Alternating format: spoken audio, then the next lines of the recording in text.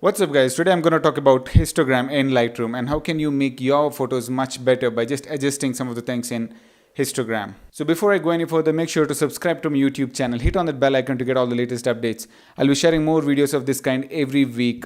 So let's roll out the intro.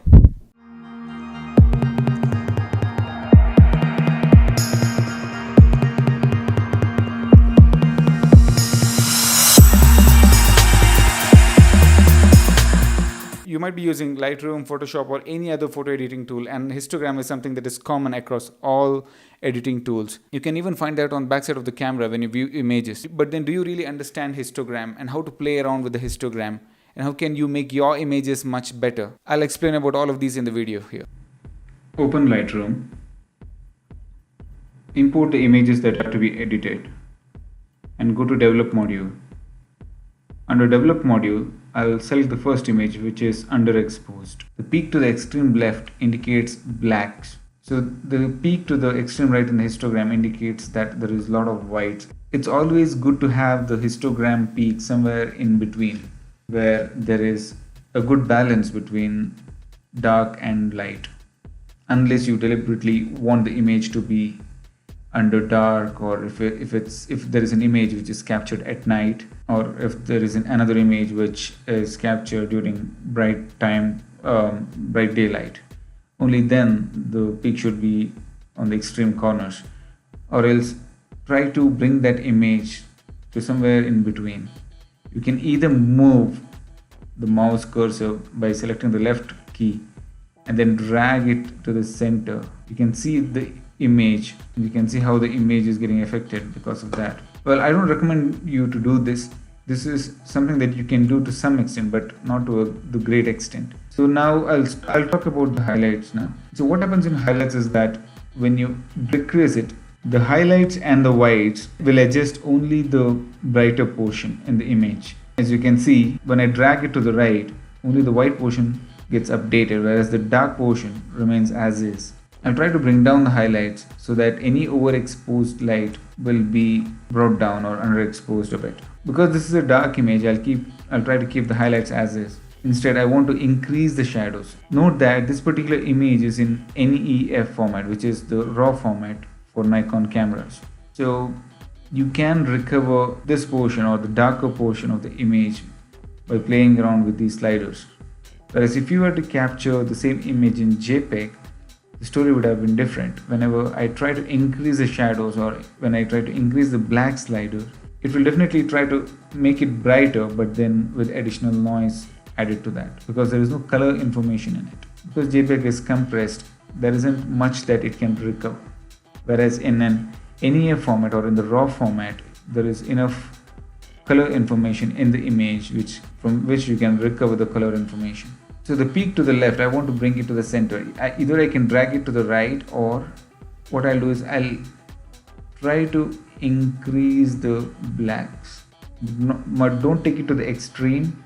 But before I do that, let me try to increase the shadows alone, because increase the shadows will do most of my job. I don't want to increase it to such an extent that it will add noise. To some extent, I'll increase the blacks.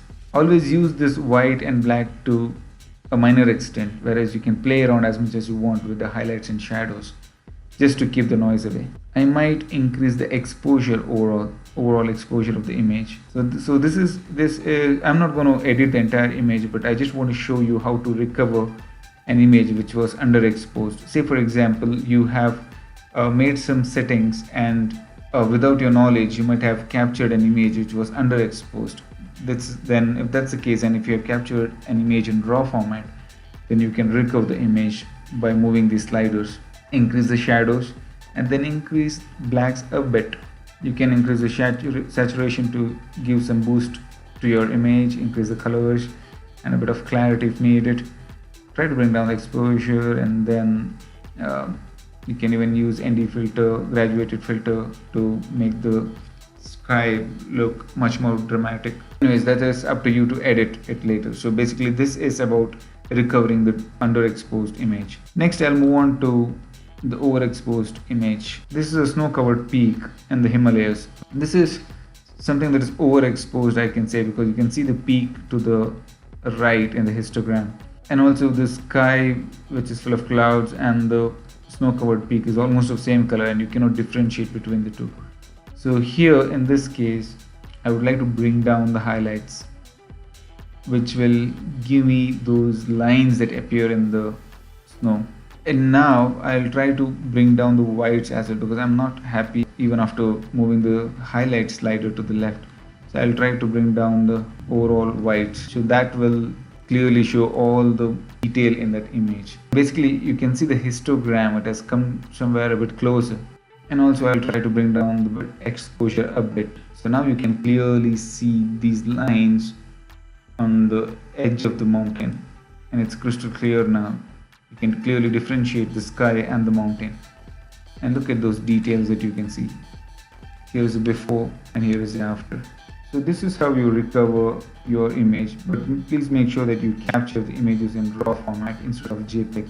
So guys, leave a comment below if you were using histogram before, or if you're going to use histogram from now on, and how useful do you think it is. Always make sure to capture images in RAW. RAW format will have all the color information in it, and it is easier for you to edit, because whenever you try to recover something in the dark or something that's overexposed, you'll always end up in adding noise to the image. So if you capture images in RAW format, you can always recover to a much better extent than if you were to capture an image in JPEG format, because JPEG is a compressed image and there is less color information in it, and you cannot recover more of the hidden image data. Most of the cameras have this option to capture images in RAW format, but then if you have a point and shoot camera where there is no option for you to capture in RAW format, then you can always go for a JPEG high instead of JPEG medium or low, because this JPEG high will have higher image data in it, and it will be easier for you to recover the image data. And when I say image data, it is the color information of that particular image. I'll be sharing more videos of this kind on editing videos and editing photos every week, so don't forget to subscribe to my YouTube channel. And you can always ask me a question by leaving a comment below.